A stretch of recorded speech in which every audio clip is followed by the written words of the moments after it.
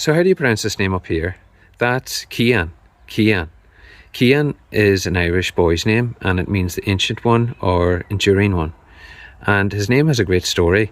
He was a member of Tuatha Dé Danann, the ancient Irish race in mythology. He was meant to be a master craftsman, and he had a cow that could produce endless milk, a magical cow.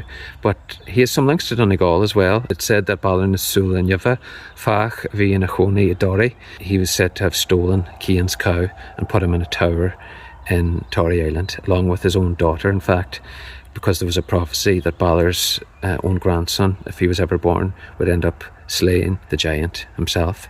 Cian was Shagwatori, and he met Balor's daughter in the tower when he was looking for his cow, and they had a son who was called Lu, the famous sun god, one of the greatest gods in Irish mythology. And Lu actually killed his own grandfather Balor in the end. So great story, great name.